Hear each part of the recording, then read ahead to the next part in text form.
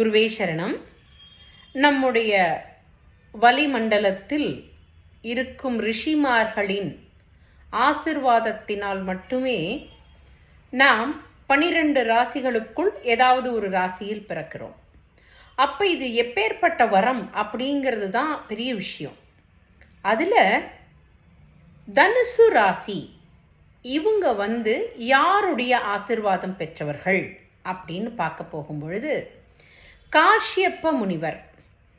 இவர் ஞானத்தினுடைய வள்ளலாக போற்றப்பட்டவர். சூரபத்மனின் தந்தை. நம்முடைய காஷ்மீர் அப்படின்னு ஒரு ஸ்டேட் நம்ம சொல்கிறோம் இல்லையா, அந்த காஷ்மீர் அப்படிங்கிறதே இந்த காஷ்யப்ப முனிவரனுடைய பேருனால தான் வழங்கப்படுது அப்படிங்கிறது ஒரு விஷயம் இருக்குது. அடுத்தபடியாக நம்முடைய அண்டை நாடான இந்தோனேஷியாவில் இவர் நிறைய காலம் தவம் பண்ணினதாகவும் நூல்கள் இருக்குது.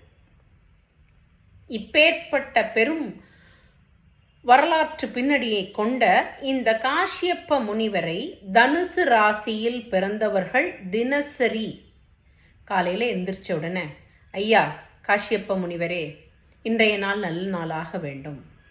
அது தவிர வயதுக்கு ஏற்ப ஒருத்தருக்கு ஒவ்வொரு விஷயமான தேவைகள் இருக்கும் இல்லையா, அதை அவங்களுக்கு கிடைக்கணும் அப்படின்னாக்கா அவங்க இந்த முனிவரை போற்றி வணங்கும் பொழுது எளிதாக கிடைக்கும். அதாவது எதுவுமே கஷ்டப்படாமல் வராது.